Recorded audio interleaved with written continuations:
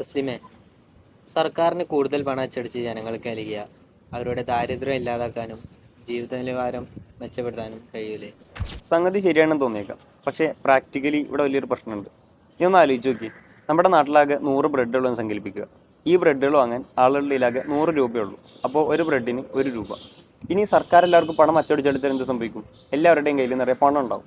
അവരെല്ലാവരും എന്ത് ചെയ്യും? കടയിലേക്ക് ബ്രെഡ് വാങ്ങാൻ ഓടും. പക്ഷേ ബ്രെഡ് 100 എണ്ണം തന്നെയല്ലേ ഉള്ളൂ, പുതുതായിട്ടൊന്നും ഉണ്ടാക്കിയിട്ടില്ലല്ലോ. അപ്പോൾ കടക്കാരൻ എന്ത് ചെയ്യും? ബ്രെഡിന് വില കൂട്ടും. മുമ്പ് 1 രൂപ കിട്ടിയിരുന്ന ബ്രെഡ് ഇപ്പോൾ 10 രൂപയാകും. ഈ അവസ്ഥയിൽ നിങ്ങളുടെ കയ്യിൽ ധാരാളം പണം ഉണ്ടെങ്കിലും നിങ്ങളുടെ പണത്തിന് മുമ്പുണ്ടായിരുന്ന വാങ്ങൽ ശേഷി അഥവാ പർച്ചേസിംഗ് പവർ കുറഞ്ഞു. പാവപ്പെട്ടവർക്ക് കിട്ടിയ അധിക പണം വെറും കടലാസായി മാറും. ഇത് അവരെ അതേ ദാരിദ്ര്യത്തിൽ തന്നെ തുടരുകയോ അല്ലെങ്കിൽ ഇതിനേക്കാൾ സ്ഥിതി വഷളാവുകയോ ചെയ്തേക്കാം. ഇത് ഹൈപ്പർ ഇൻഫ്ലേഷൻ എന്ന അവസ്ഥയിലെത്തിക്കുകയും നിങ്ങളുടെ പണത്തിന് യാതൊരുവിധ മൂല്യമില്ലാതാക്കുകയും ചെയ്യും. 1923 ജർമ്മനിയിലും 2006 സിംബാബ്വേയിലും 2016 വെനിസ്വേലയിലും ഇങ്ങനെ സംഭവിച്ചിട്ടുണ്ട്. അവിടെയെല്ലാം ഒരു കമ്മോഡിറ്റി വാങ്ങാൻ തന്നെ കെട്ടുകണക്കിന് പണം കൊണ്ടുപോകേണ്ട അവസ്ഥ വരെ ഉണ്ടായിട്ടുണ്ട്.